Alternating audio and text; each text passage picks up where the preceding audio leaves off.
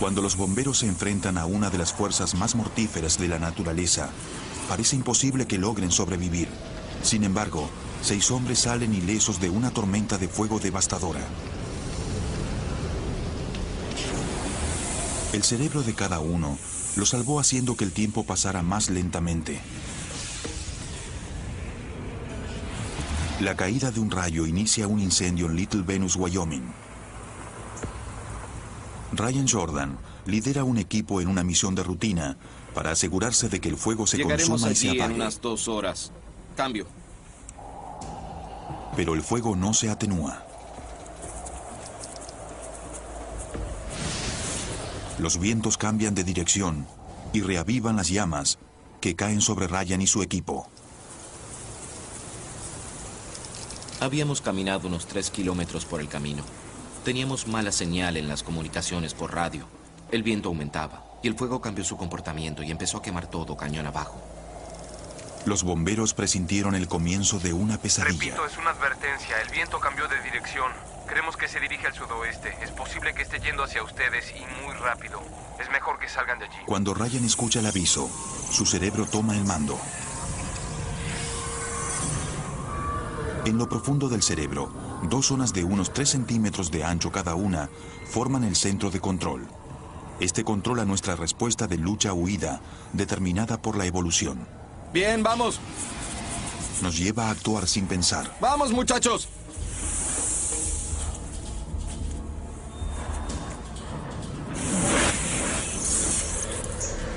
El centro de control recolecta información del exterior. En general, la información va al centro del pensamiento del cerebro donde se estudia y se analiza. Pero en una emergencia, el controlador funciona de otro modo. Envía señales a las regiones adyacentes que forman el centro detector de desastres. Sin pensarlo, el cerebro de los bomberos les ordena huir. Los bomberos parten en un abrir y cerrar de ojos. Se sentía cómo se acercaba el calor del incendio. En tu mente quieres salir corriendo y eso te indica el instinto que te alejes de la fuente de calor. Las llamas se acercan avivadas por las ráfagas.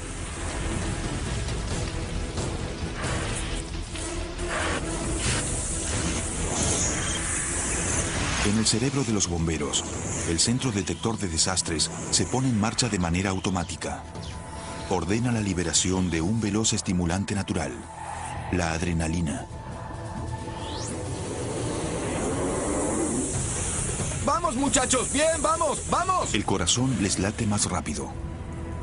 La sangre se redirecciona y pasa de alimentar tareas no esenciales como la digestión a las partes del cuerpo que pueden marcar la diferencia entre la vida y la muerte. La sangre fluye con combustible y oxígeno. En un arrebato de fuerza, los bomberos corren por su vida, pero la tormenta explota más rápido. Sus cuerpos están cerca del colapso. Pero el cerebro les funciona intensamente. Cuando parece que se les acaba el tiempo, el cerebro hace un truco asombroso. Hace parecer que el tiempo pasa más lento, creando momentos preciosos que nos pueden ayudar a escapar. Es un misterio de muchos años. Para comprender mejor este efecto, se hizo una prueba en voluntarios que saltaban bajo tensión por primera vez desde una plataforma a 45 metros de altura. Se les daba una pantalla que, en condiciones normales, se movía demasiado rápido como para poder leerla. Pero quizá un cerebro bajo tensión podría frenar los números lo suficiente como para leerlos.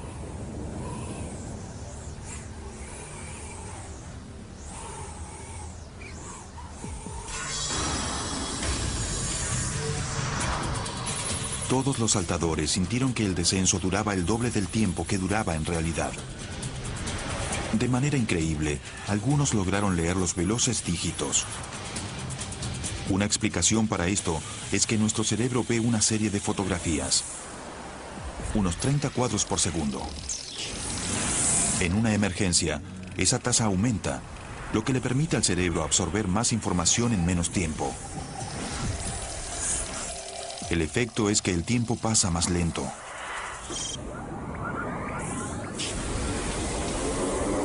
A medida que se acercan las llamas, el cerebro de los bomberos observa a su máxima velocidad. Los segundos parecen horas, lo que les da la posibilidad de pensar qué hacer. Parece que las cosas ocurren lentamente. Tienes tiempo para pensar, pero en realidad son solo segundos. Corremos, subimos por el cañón, desplegamos el refugio contra el fuego aquí.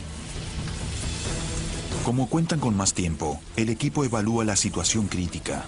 ¡Vamos, rápido! Acuerdan detenerse y refugiarse. ¡Vamos, ahora! Justo a tiempo.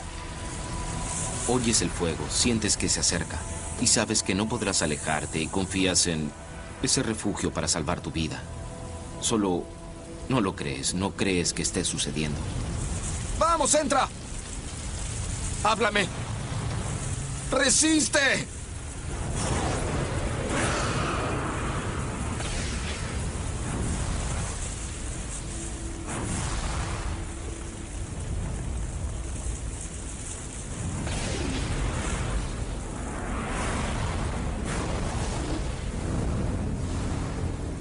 Una vez que pasó el fuego, algunos estaban muy animados y motivados por la situación. Y otros estaban callados y conmocionados. No podían creer lo que sucedió. Se preguntaban, ¿cómo diablos ocurrió esto? Estoy saliendo de una situación de la que pensaba que no saldría con vida. Una imagen aérea nos muestra el lugar donde el equipo hizo su última parada. Cada punto marca un refugio de los bomberos. Alrededor, desolación. Esta historia extraordinaria de supervivencia tiene sus bases en el poder del cerebro que todos tenemos. Nuestro cerebro controla cada decisión que tomamos, incluso nuestros gustos de comida. Nuestra pulsión por la comida reside en lo profundo del cerebro. Un bulto de tejido del tamaño de una nuez es el centro del deseo del cerebro. Recién comenzamos a entender todas sus funciones. Sobre todo, busca alimentarse. Ningún órgano tiene más hambre que el cerebro. Consume casi un quinto de la energía que consumimos, pero el centro del deseo responde a las necesidades de nutrientes de todo el cuerpo, incluyendo vitaminas y otros minerales. Cuando se le acaba algo al cuerpo, el cerebro nos lleva a cubrir lo que falta de maneras asombrosas, como le sucedió al navegante Steve Callahan. El bote de Steve se hundió y lo dejó a la deriva solo. Necesitaba un milagro. Estaba en el medio del océano Atlántico. Sabía que estaba muy lejos de cualquier posibilidad de rescate. Mis posibilidades de sobrevivir eran muy bajas.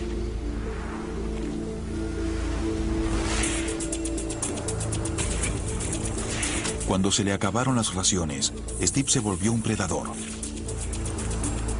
Había muchos peces. No iba a morir de hambre.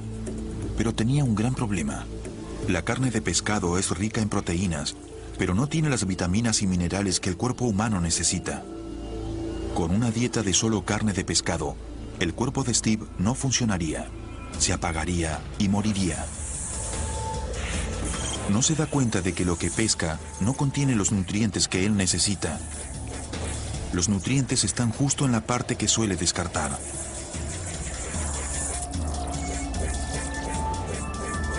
Cuando su cuerpo está a punto de apagarse, Steve nota que sus gustos por la comida empiezan a cambiar. Estaba cada vez menos interesado en la carne de pescado y cada vez más interesado en partes como los ojos, las pequeñas placas entre las vértebras, el hígado fresco y las huevas. Básicamente casi todo el interior del pescado, excepto el estómago. De manera inconsciente, con la muerte acechándolo, Steve consume los nutrientes que lo mantienen con vida. Recién ahora podemos entender por qué un hombre puede llegar a comer e incluso disfrutar algo que antes solía causarle repulsión. Cuando el centro del deseo nota que a la dieta de Steve le falta algo, comienza a generarle unas intensas ganas de comer y a sentir que debe saciarse con cualquier cosa. Este instinto de supervivencia obligó a nuestros antepasados a probar cualquier cosa para equilibrar su dieta, hasta el punto de ignorar el gusto.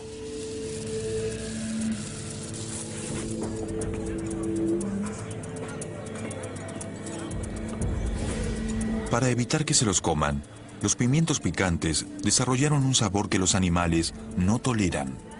Ese sabor viene de un químico que produce quemazón en la boca. Aún así, los comemos. Eso es porque nuestro cerebro sabe que sobrevivir puede depender de sobrepasar los límites. Un pimiento picante contiene 4 veces la cantidad de vitamina C de una naranja. Para absorber esa sustancia química esencial, nuestro cerebro aprendió a superar esa molestia. Comer pimientos bombardea al cerebro con señales de dolor. Como respuesta, el cerebro libera endorfinas, calmantes naturales que inducen sensaciones placenteras. Lo picante de los pimientos activa el centro de aprendizaje del cerebro. Allí se guarda el recuerdo de que, a pesar del sabor furioso, los pimientos son ricos en nutrientes y son un placer peculiar. Si te acostumbras al dolor inicial del pimiento, luego comienza a generarse una respuesta placentera. Así las personas se acostumbran a comer cosas que no se supone que coman, como pimientos picantes, cebollas y ajo. Para que Steve Callahan siga comiendo lo que necesita, su cerebro utiliza una táctica similar.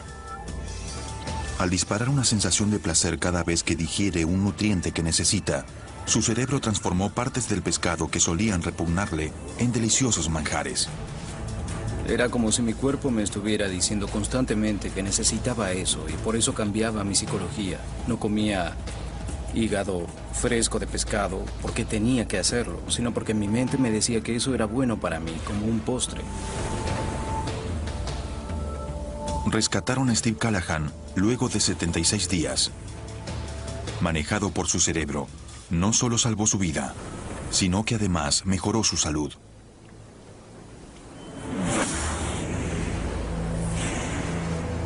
El poder del cerebro sobre la dieta es crucial para nuestra supervivencia. Es tan poderoso que los científicos lo probaron contra una de las pulsiones humanas más fuertes. Colocaron electrodos en voluntarios humanos para registrar la actividad cerebral.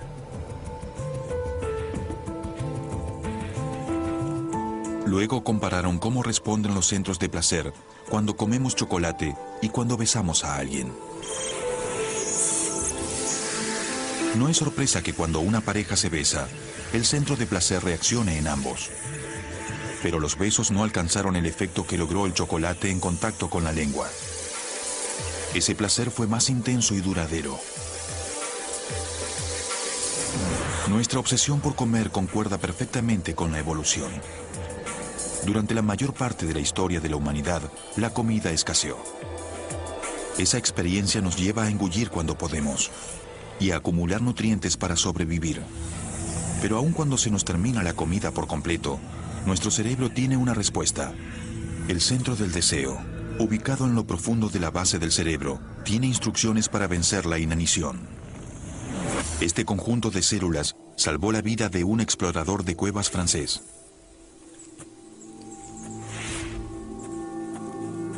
Lo que era un día de aventuras subterráneas se convirtió en el desafío más grande de su vida.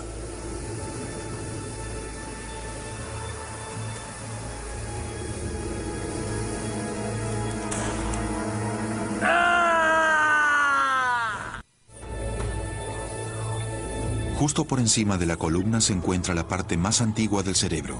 El centro del deseo mantenía a nuestros antepasados con vida cuando se les acababa la comida.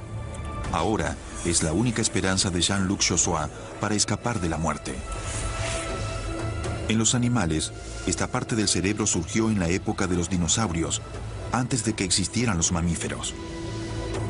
Está configurada para vencer la inanición.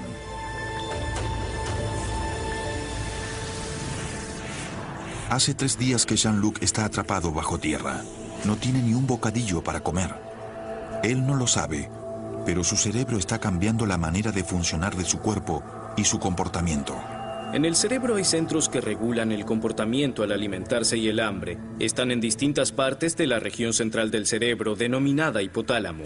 Y esa zona del cerebro es la que nos indica que busquemos comida, que comamos casi cualquier cosa para evitar morir de inanición.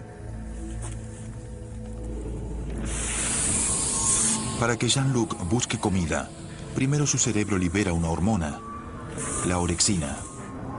La orexina aparece en pequeñas dosis, pero su efecto es profundo. Esta hormona hace que estemos más alerta y mejoremos la eficiencia muscular, lo cual nos hace mejores cazadores. Hasta mejora nuestra capacidad para resolver problemas. Jean-Luc registra las cuevas durante días. Encuentra agua, pero nada para comer. Comienza a temer lo peor. Aun cuando tenía algo de esperanza, me obsesionaba pensando qué ocurriría durante los últimos días de mi vida, o durante la última hora antes de morir. La gran pregunta era cómo moriría. ¿Moriría de frío o de hambre? Esa era la pregunta que siempre tenía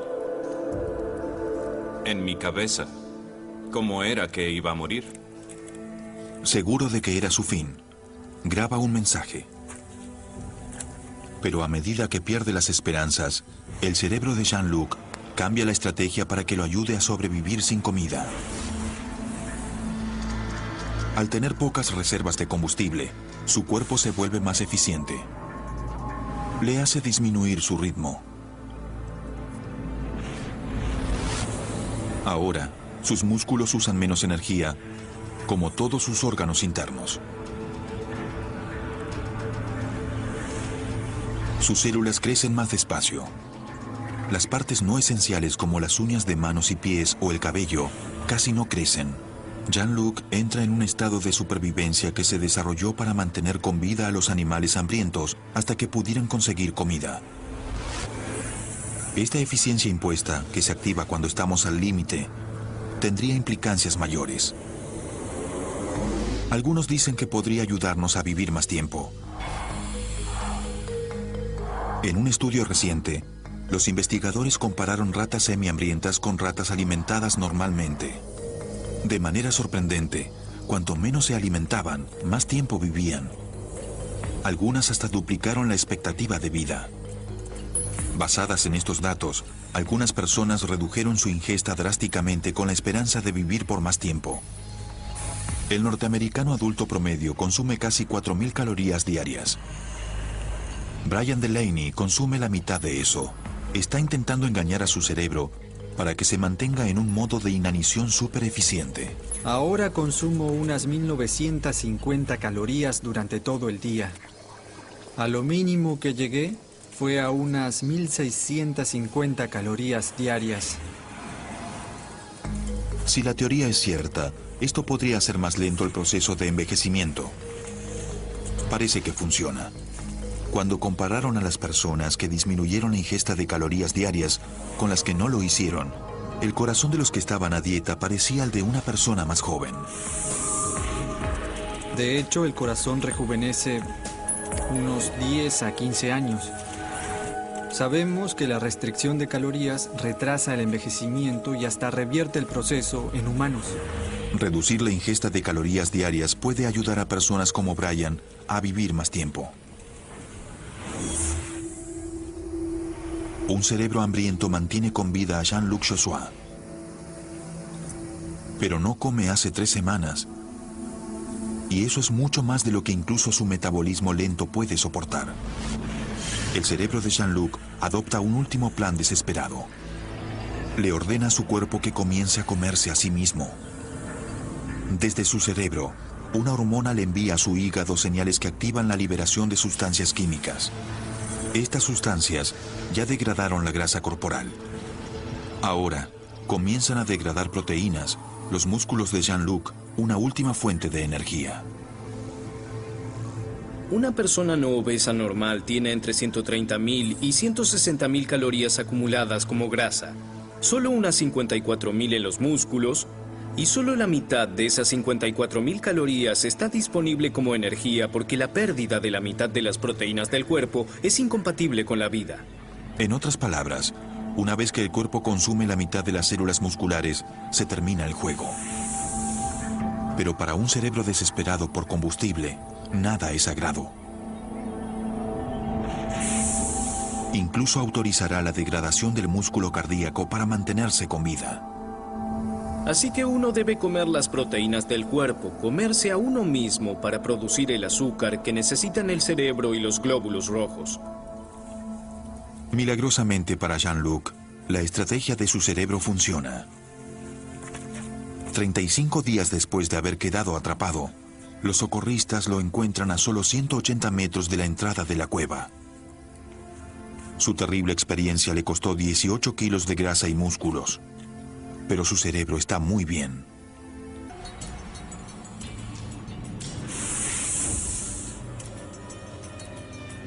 De todo lo que ocurre en el cerebro humano, el misterio más grande se centra en qué sucede mientras dormimos.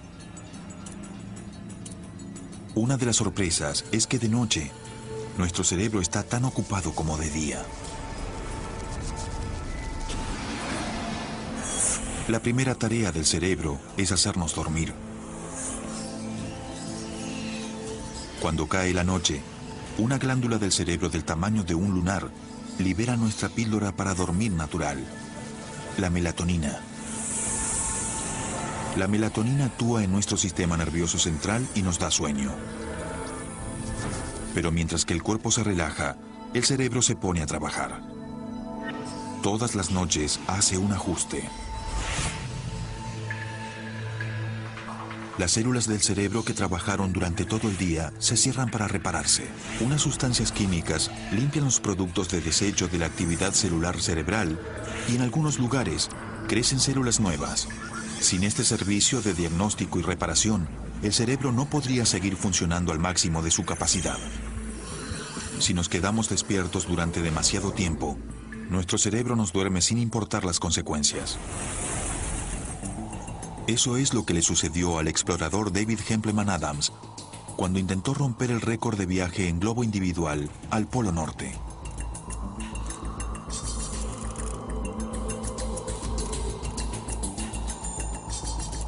David planeaba dormir durante periodos cortos en un viaje de 2.400 kilómetros, pero no logró respetar el plan.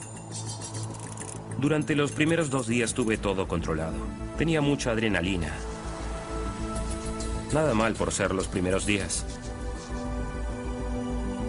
Luego de 48 horas sin dormir, el centro del pensamiento del explorador fue lo primero que dejó de funcionar. Al segundo o tercer día empecé a cometer errores tontos. David, hay cambio de planes por problemas climáticos. Vamos a cambiar el rumbo. Repito, habrá cambio de rumbo. Bien, ¿cuál es el nuevo rumbo? El nuevo rumbo incluye un giro hacia el oeste que deberás completar lo antes posible. Así que ahora debes tomar nota de las coordenadas. Aguarda, hablas muy rápido. ¿Podrías repetirlo? Cambio. Cuando llamaba al centro de control, ellos me daban el rumbo y yo se los repetía 3 o 4 veces y ellos me decían, no, ¿eres tonto? Dije tal cosa. Uno comienza a notar que empieza a perder rendimiento. Giro hacia el oeste. Ahora David lleva 72 horas sin dejar que el sueño haga sus reparaciones críticas.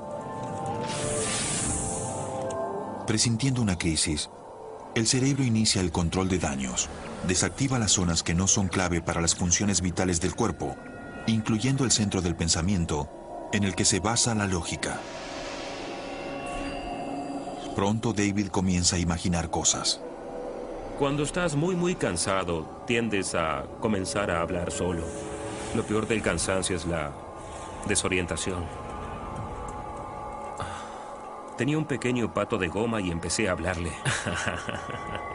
Uno comienza a hablar con cualquier cosa. Di hola. Hola. Pasaron 88 horas y David continúa despierto. Para evitar un daño permanente, su cerebro se desconecta y David queda desactivado. En casos extremos, cuando uno no duerme lo suficiente, el cerebro lo duerme a uno. E incluso si la vida está en peligro, si uno no durmió y el cerebro necesita dormir, este lo dormirá. El globo comienza a perder altura. Aunque está dormido, David no está indefenso.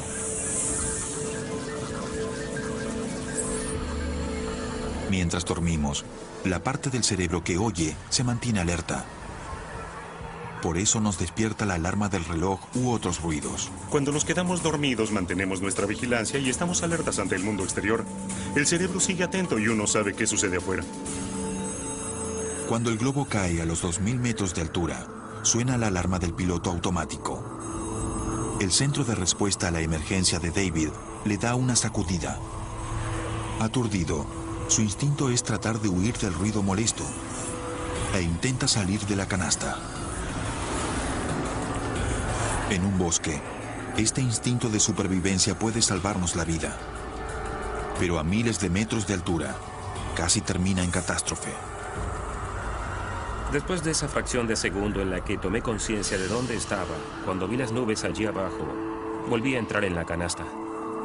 Y recuerdo que temblaba tanto que mis rodillas se chocaban entre sí.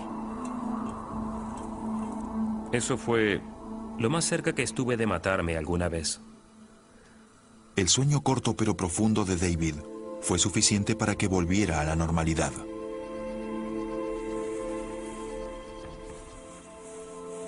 Logró completar su récord de vuelo.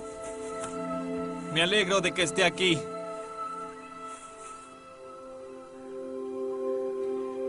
Uno se da cuenta de que necesita dormir. Y si no duerme, se muere. Uno no morirá por falta de sueño, sino porque cometerá un error que provocará un accidente. Y eso es lo que aprendí de aquel viaje.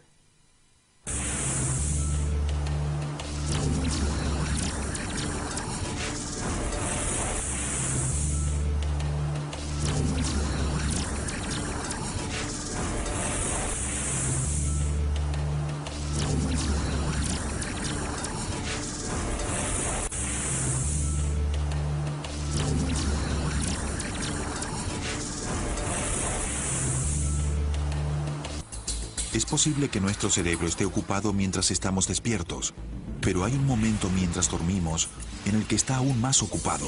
Es el momento en el que nuestro cuerpo está perfectamente quieto y casi todas las regiones de nuestro cerebro cobran vida. Es el momento en el que soñamos, pero hay solo una parte que se desactiva por completo: nuestro centro de lógica.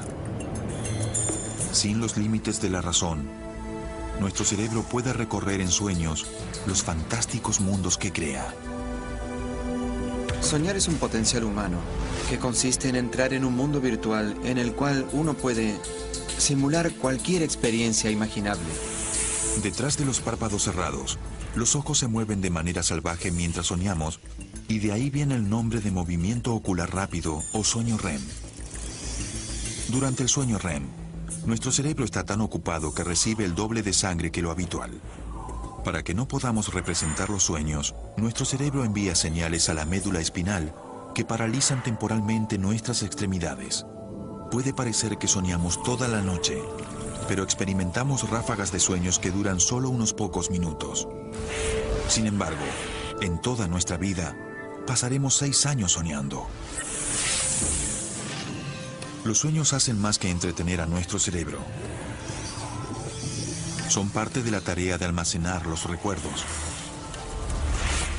El cerebro solo puede filtrar lo vivido mientras descansamos, y así descarta lo que no es útil. Algunos creen que el sueño REM es casi como un sistema de archivos. Se cree que nuestro cerebro revisa mucha información al azar, archiva las cosas importantes y descarta las que no lo son.